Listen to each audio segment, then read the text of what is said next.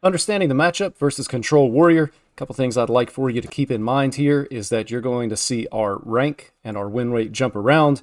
As I've showcased some different games here, we're going to be jumping in and out to be able to talk about some different concepts in the matchup. Also keep in mind we're more interested in what our opponent is doing, less so on what we're doing, although I will be covering both for the sake of a full conversation here. Most of the warrior lists are actually going to be running the quest. I think almost every warrior list, you're going to see them playing that quest. And I'm a firm believer that you can determine how good your opponent is by whether or not they play the quest on turn one. So realistically, they would like to mulligan that quest right off the bat. It's just not good in the vast majority of matchups. It's basically like -1 card in their hand. So if they keep it and play it, we're happy about it. And you're probably thinking they're either not familiar with how their own deck works, or maybe they are still on an earlier journey in playing Hearthstone. So from our deck, the aggro standpoint here, we want to develop the board. And right off the bat, I am thinking, what list is my opponent playing? There's a couple of different lists here. There's the Starship list and the non-Starship list. So we're going to be looking for a clue for that. You can see here they're playing Concussive Shells. That means we know that they're going to be playing the Starship list. And so we're going to want to keep an eye out for cards like the Starport, the Yamato Cannon, the Exodar, and Arcanite Defense Crystal, Gem Rainer, things like that. It's going to be a totally different list, but we want to think about what our opponent can do on each individual turn here. So as we're going into turn 2, we know that our opponent is going to be playing a Starship list, so they could be getting down the Starport, which would mean that they're going to be developing units on the board in the early game, more so than maybe the other list that's not running Starships. And also, they just have the ability to gain armor here. Cards like Shield Block and sometimes Safety Goggles, they're just going to be increasing their armor, attempting to survive in the early game. So, as an aggro deck, we really want to be shipping damage face as much as possible, tipping off that armor and starting to do damage to our opponent's health. And then if you're playing a slower moving deck, that armor may not be as much of a concern for you if you have very, very powerful late game win conditions. Thinking something like a Starship DK, you know, you're going to have that board full of just big minions to be able to go face. You can see in this game, I was checking to see what the Starship did. So, important aspect here is we want to make sure that we know how much our opponent's Starship costs, and then what the actual effects of that Starship are. You saw that I just checked to see what our opponent would be able to do. And then keeping in mind that they're going to be able to get that Starship bigger, if nothing else, with the location here. And they're basically passing on turn 3. That's going to be good for us.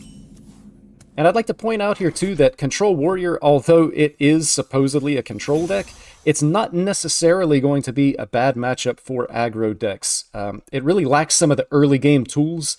I think the Starship version has more to do in the early game with things like the Concussive Shells that we've seen earlier and the Starport, but it's just not proactive enough to really be able to control the board early here. So as I'm playing this matchup as an aggro deck, I'm thinking I want to continue to develop my side of the board, and then I want to be able to go face as much as possible to start pressuring my opponent's health total. So you see here that I played the Patchwork Pals, and then I think I'm actually just going to get down the Leok here.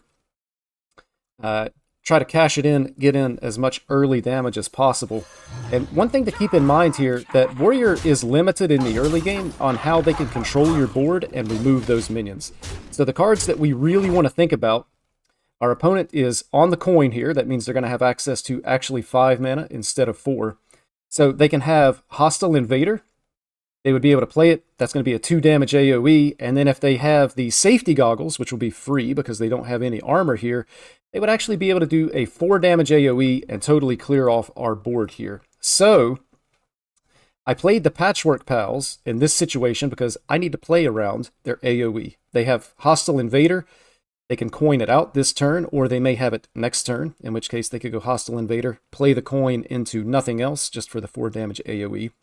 They also, with this coin and 5 mana, they're going to have access to Brawl. They can clear our board.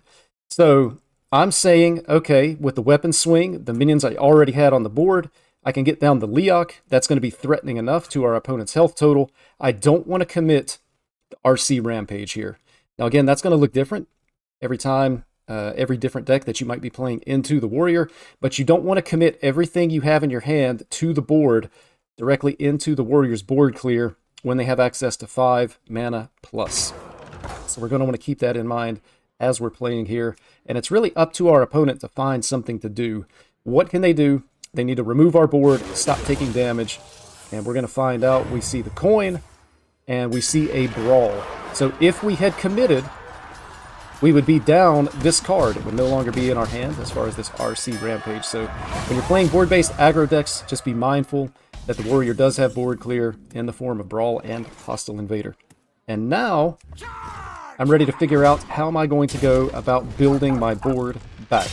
So we have the option here to play the RC Rampage. They would just be a board of 2/2s.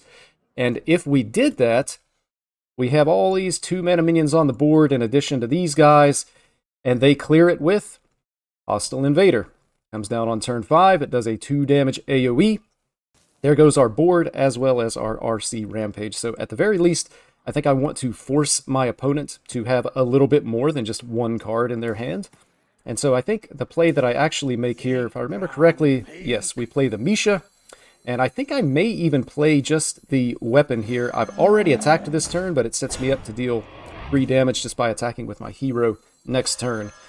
So again, if our opponent is going to be playing the Hostile Invader here, which we can expect while they have 5 mana, they will not be able to kill Misha unless they also have the safety goggles. So we're forcing our opponent to have a 2-card combo here to clear this board, and it's not even a super strong board. And then once we see here that they did have the safety goggles, but they do not have Hostile Invader in their hand. If they had it, I'm pretty sure they would have played it to be able to clear this, and then you have the 3/5 with the 2 AoE Death Rattle that's going to be in play here. So at this point, I'm going to be pretty confident that our opponent does not have Hostile Invader. We're going to be ready to commit the RC Rampage and this location. So basically, from an aggro deck standpoint, I just want to be building my board. I want to try to set up lethal, get as strong as possible on the board. I'm going to take 1 trade here, then we're going to play the location and try to do maximum face damage. Work on really just trying to kill our opponent. And you can see I checked with the 1/1 to see if that minion survived. It did not. So again, at any time, our opponent could be top decking second Brawl. They could be top decking the Hostile Invader. And it's also important to keep in mind that a lot of these Control Warriors are going to be running Chemical Spill, which is going to allow them to get out of their hand either Ziliax or Tortola. That could come down any time that they have 5+ mana, and that's just something that you're going to want to keep in mind. So the Tortola coming down as the 1/25 off of the Chemical Spill with Taunt, and giving our opponent armor here. Nice little armor symbol from us. It's more painful for aggro decks than it is control decks. So as a control deck, you're not really worried. You probably have removal for those individual minions that you may not necessarily have access to as an aggro deck. So as an aggro deck, you see the Tortola come down, you might be a little bit concerned. So just keep in mind, you might need to have a plan in your back pocket to be able to deal with it. Now we see here, our opponent actually had a really strong turn. They're able to launch the Starship for only 3 mana. We were expecting this. This gains them armor. It's going to gain them more armor when it dies because of the defense crystal. And then they also have these taunts that are going to be in the way as well. And they put down this taunt. So things that we want to keep in mind with the Tortola here, the cards that it can draw. It can draw Ham. It can draw Tortola. It can draw Ziliax. And that's likely going to be all of the taunt minions that they're going to have in their deck. We just need to make sure that we know that those cards are going to be discounted because of the Tortola Death Rattle, and they could come down. You can see here we play the fetch, and we're able to get down the Dino Supremacy, or Supreme Dinomancy, as it were. And now I'm just trying to figure out the most effective way to make trades. I want to maintain my board as much as possible, and then I want to be able to push damage into my opponent's face. So you can kind of see this is a portion of the game where the control aspect of Control Warrior is doing pretty well for itself. They're able to heal quite a bit. They have access to more healing through things like Shield Block, Ziliax, and we're having to spend our damage actually pushing through minions on the board, and then if they hit like second Brawl or a board clear, can be good here. Quick note about the Ziliax. This is the most common Ziliax that you're actually going to be seeing. Almost every version of the deck is running the copy Ziliax. The other version that's going to be run a significantly smaller portion of the time is going to be the 5/7 Ziliax that has Elusive. This actually offers them max healing. They are now back up to 33, which again, I would offer that you should not get discouraged here as an aggro deck. If you're playing a quality aggro deck, you can still deal this much damage, but the later the game goes, probably the less likely we are to win the game. And we're just trying to make a good play here. I want to be able to get as much damage face as I possibly can. The Huffer gets Wind Fury here. I'm trying to figure out the best way to be able to remove the Ziliax. And you can see on the Discover earlier, I took the Bursting Shot for just such an occasion. I'm going to have to make one trade here, and then we're going to be able to do some damage to our opponent's health total. And you can see here, they are going to have the Taunt minion.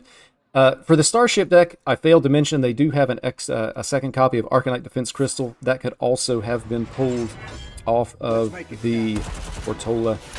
And we see one of the power cards of the Starship version of the deck here, the Gem Rainer, launching.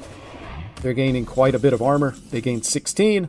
They're going to gain another 4. When this particular Starship dies, they get the taunts back in the way. So, again, as this mana number continues to go higher, it's more and more likely that our opponent is going to be able to make some powerful plays to be able to stymie us here. And you can see I'm actually getting really low on health. So as an aggro deck, and when you're playing against Control Warrior, we do not care about this number right here as long as it's not 0.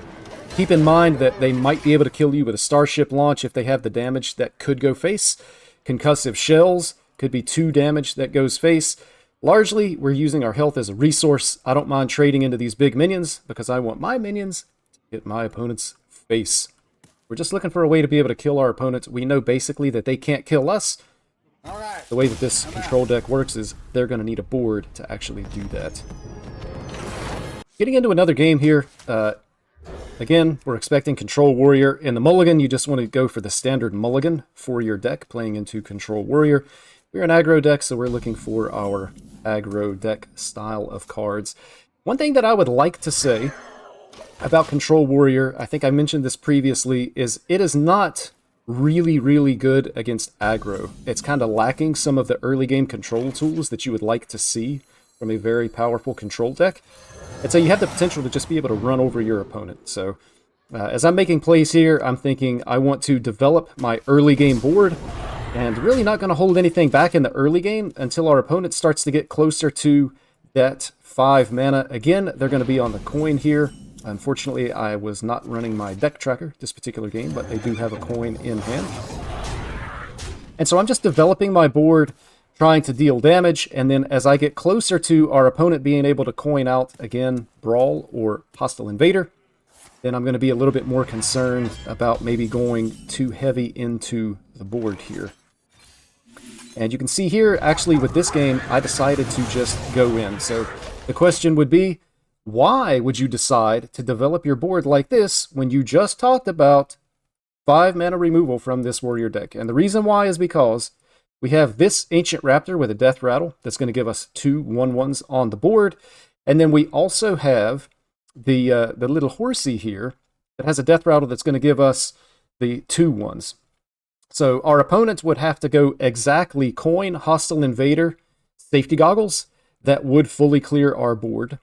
But if they just go Brawl, then they're really not going to be able to clear our board, and we can still push a lot of damage face with the Supreme Dinomancy into the Esho the following turn here. So our opponent does have a lot of cards in hand. They've drawn a decent amount, but we're basically forcing them to have a 2-card combo to be able to address our board here. So I'm pretty comfortable with this line.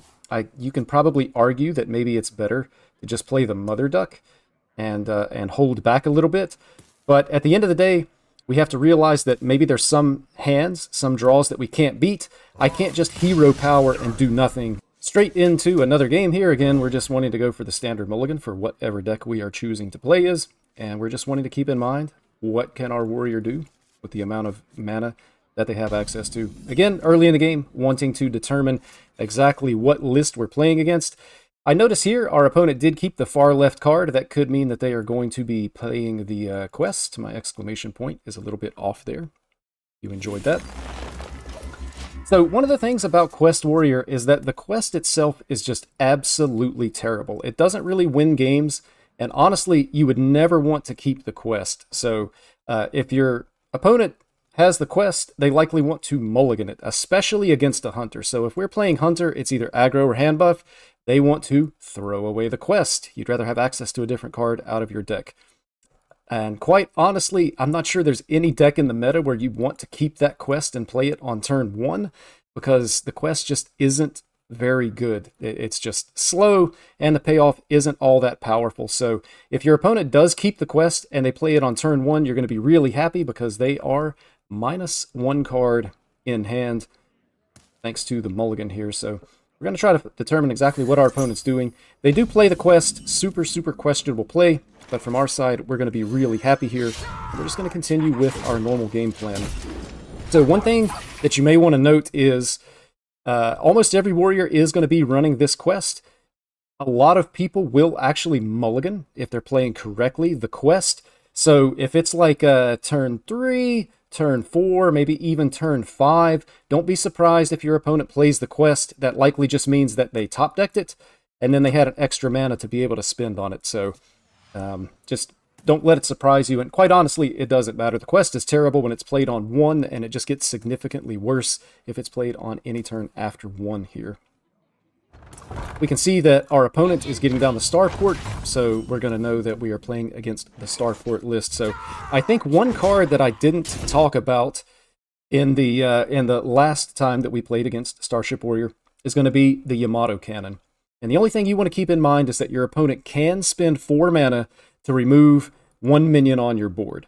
So if you have a wide board of tokens, like an aggro deck, that's not super impactful and you don't really care. But if you're playing a slower moving control deck, or maybe you're playing hand buff hunter, let's say you have like a 13-10 minion on the board, for 4 mana they can potentially just remove your 1 minion. You're going to be super sad. So in situations like that, maybe you want to get down some tokens, if possible, just a little bit of extra protection. Kind of the same thing you would think about when you're playing against Rogue, if they have the potential to play like a Dubious Purchase.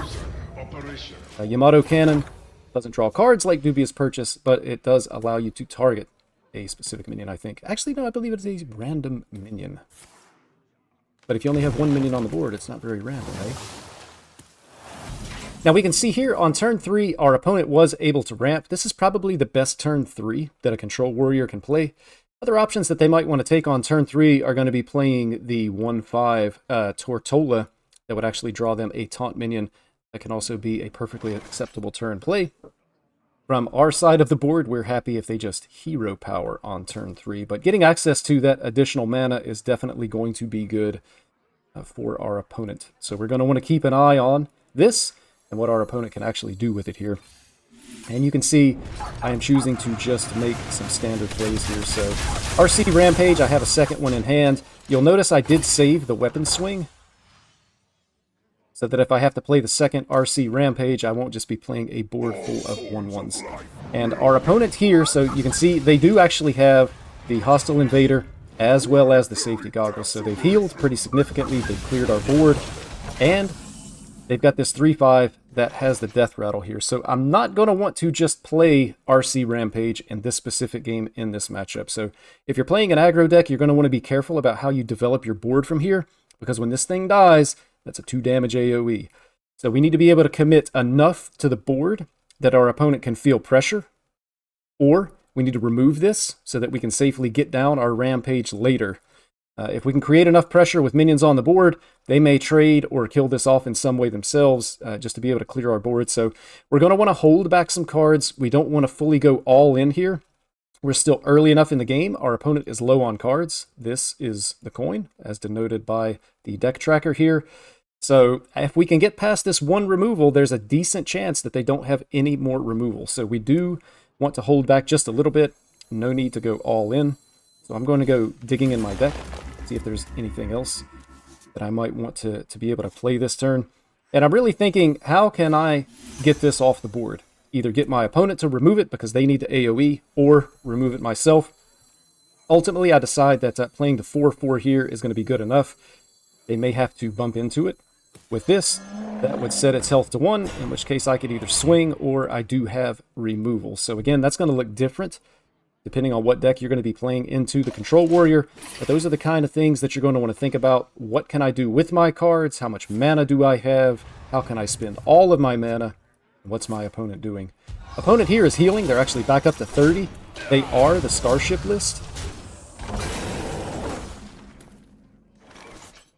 And so we can see that our opponent is continuing to develop health. So the good news here for the situation that we're in, again, we're not super worried about it. Even though we are an aggro deck, they are low on cards. That means they're limited in what they can do. You can decide for yourself. I tend to not play around second copies of cards when my opponent has this few cards in hand and this many cards still in their deck. So to me, it's perfectly reasonable to not play around the second copy of Hostile Invader. Now, you have to keep in mind, sometimes they are going to have it, and you may lose the game because of it.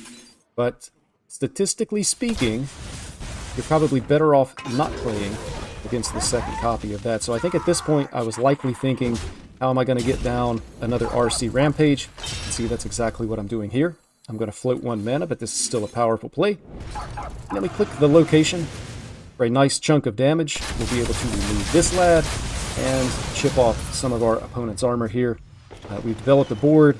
We've got our buff to be able to make the board even stronger. And we see that our opponent does have first copy of Brawl. So I committed pretty heavily to this board. All of my RC Rampages are gone. And I wouldn't say that I'm on the ropes in this game. It's going pretty well for my opponent, but again, they're low on cards. So you want to make sure that you don't actually go bottom right and just concede too early here. We still have resources in hand that are relatively strong. We're going to be playing a buff that's going to make our cards stronger. Keeping in mind, this is going to hit the Leok and the Huffer, as well as the other minions that we have in hand. So you don't just want to get a little bit upset. Oh man, they had the removal. Oh. You want to hang in there, play the game out, make sure that your opponent actually has a viable way to be able to win this game. And you can see we get this down. I think I actually take the trade. I do. And the reason why is because I believe at this point, this minion is worth protecting.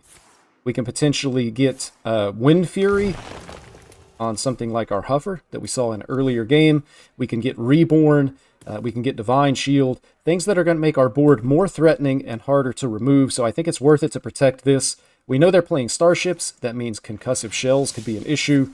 If they trade the 2-1 into this, Concussive Shells, that's something that could happen. So I really just wanted to try as hard as I could to protect this minion. And again, that's going to look different from deck to deck depending on what you're playing, but you may have a minion that you feel really strongly that you need to protect because it can take you farther towards the end game. We see the Ancient of Yore come down here. It's going to continue to heal our opponent, and it's going to draw cards. That's going to be a really good play for them. We're not going to be able to kill them with this amount of pressure when they're sitting on 34 health. One other note that I would make about the Ancient of Yore, you may be at some point trying to set up lethal, and you're thinking, okay, this turn I'm going to play cards, I'm going to get minions on the board to set up lethal and kill my opponent. Just know that they do run Ancient of Yore. It's possible that they can heal for 5, so if your set up lethal play can't kill them with an additional 5 health, or maybe even 7 if they decide to go the hero power here, there may actually be a better play. So take your time when you're making your plays. We want to make sure that we're doing the right thing based on what our opponent may have access to. Now again, it's looking good for our opponent. They've got healing and card draw on the board. They have their Starship stuff still available. They have plenty of health, and they're getting more cards. We still do not want to concede. We're not out of the game. We've got resources here. And you can see, with this particular play, my decision to make sure that we kept this Dreambound Raptor on the board is paying off. So I was able to adapt my minions multiple times, thanks to both of these guys being in hand as well. And we actually get Wind Fury on the Huffer here. And look at how quickly our opponent's health evaporated. We went from this board to the board that you see now with all this damage going in. And so we're in a really strong position here. Our opponent played 1 Brawl, 1 Hostile Invader. They've also played 1 Safety Goggles. So they do have cards in hand. They have options.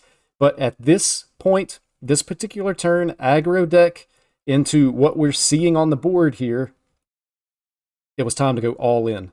So there are going to be times where it's time to go all in, where you're going to play everything you have, and we're saying this board wins the game. And if it doesn't win the game, then you can probably think about conceding if you just don't want to play the game all the way out. But we feel pretty good. We're not necessarily immune to the second copy of Brawl, but we have multiple reborn minions. And so we are going to have a board left, or we would expect to have some type of board left here to be able to address our opponent's last 4 health. We do see a Yamato cannon. Kind of doesn't matter what it hits. Our opponent is not going to be able to survive the amount of damage that we have left on the board. Into the next game, again, we're just going for the same mulligan that we're always going to be going to as we go into Control Warrior here. That's not going to change from game to game. And again, we're just wanting to keep in mind what our opponent can do, how much mana do they have, what are the important cards to remember in the matchup. So important cards, if we're playing an aggro deck, as you see here, we're going to want to keep in mind removal. And then if you're playing a slow-moving late-game deck, you're going to want to keep in mind their late-game cards like Ziliax, Tortola, maybe Hydration Station, Starship stuff if that's what they're playing. So that's kind of where your mind is on turn 0, turn 1 kind of thing. So I do want to take a quick minute to talk about Discovers here. On turn 1, I did play the little 1/1 Discover, a 2-mana card. So this is going to be totally worthless for our game plan. Again, this Discover process and how you're thinking about it is going to look different based on what deck you're playing. So for me, in this instance, it comes down to one of these 2 cards, and then you want to think about pros and cons. So being able to draw a card feels pretty strong. We don't have a whole lot going on in our hand here. We would maybe like to hit like the RC Rampage coming out of our deck. Supreme Dinomancy might not be that bad, or really just anything that's going to give us something to do as we get into the mid-game here. So I'm kind of valuing card draw. Ice Trap does get an honorable mention with us being an aggro deck at this point. We're thinking about our opponent being able to clear the board. It's totally dependent on casting a spell. So whether they want to go Hostile Invader or Brawl, those are spells that could potentially be blocked by the Ice Trap. So I think ultimately I end up going with the Loot Hoarder here because they do have a coin in hand to be able to proc the Ice Trap without too much of a penalty to them, other than just giving up the coin. And then also, as a board-based aggro deck, I don't necessarily have time to play the 2-mana Ice Trap. I would rather be developing stuff that we have on the board, 2-mana minions, or whatever case that might look like. If you're a control deck, then certainly that Ice Trap may be a little bit more appealing. You could hold it in your hand until like turn, 9 or 10, and then play it to potentially prevent your opponent from being able to have access to like Hydration Station or another very powerful spell that might be coming later in the game. So just something to keep in mind there. And you can see here our opponent actually has nothing on turn 2. So we're going to like that. You're going to like that no matter what deck you're playing against the Warrior. Hero Power Pass. More of that, please. And then you can see here as an aggro deck, we're just developing the board going face. If you're playing a control deck, say you're playing Warrior yourself, then you would be perfectly happy like with a New Heights to be able to ramp. If you're playing like a Starship DK, you would be perfectly happy playing the 2/2 Starship piece. Whatever that case may look like, you just want to make sure that you're spending as much mana as possible on cards, not on your hero power, if at all possible. Tempo is king in Hearthstone, so we want to make sure that we're developing stuff. We do see here, kudos to our opponent here, they are playing Quest. They get it down on this turn. Apparently they have pulled it back out of their deck at some point, but they did not keep it. And that's good on them. I think that's a very high quality play. They are definitely playing correctly. So we're not surprised, but we're happy that they hero power and play the Quest on turn 3. And then you can see here, we're just going to continue with our game plan. And we are going to punch face. I'm going to go ahead and cash in the Leok. It's actually a lot of additional damage on the board here. We will proceed with the game from there. So again, we're going into turn 4 here. We know that our opponent has access actually to 5 mana because they have the coin right here. And I will say, if you're not using a deck tracker, Hearthstone Deck Tracker is free. Firestone is also free. It can keep track of some of those things so that you don't have to think about it yourself. I don't believe those are available on mobile, unless I'm just behind the times. But if you're playing on any type of laptop or PC, I would highly recommend that you use those tools as well. They're going to help you be able to get your win rate up. Plus, you can kind of track on how you're doing, how your matchups are. And you can see here, unfortunately, our opponent was able to coin out the Brawl, and we're not going to have too much of a board left here. But it looks like the best minion actually sticks, so we're a Filthy High Roller. Our opponent is emoting, so if they're not happy, then we are happy, I think is pretty much how we're going to think about this. And we just need to decide what we're going to do next here. So, unlikely that our opponent is going to have an additional removal, I think. We're never going to play around second Brawl, so we're going to develop our board, and we're basically going to force our opponent to have exactly the Hostile Invader as well as the Safety Goggles. You can see here, they don't have it. They decide to just crater themselves rather than to continue in the match. So these are the types of things that you want to think about as you're playing against that Control Warrior. Just keep in mind, if you're playing a slower moving deck that's not going to be winning games on these earlier, turn 5, turn 6, turn 7 type of turns, you're going to want to keep in mind the cards like the Ziliax, like the Tortola, possibly a Hydration Station, Ceaseless Expanse, any of those later game cards like a Marin, value cards that are going to allow your opponent to be able to do some of the more powerful late game type of things. And you're going to want to have a game plan based on the resources you have in hand to be able to deal with those and to be able to set up lethal on your own.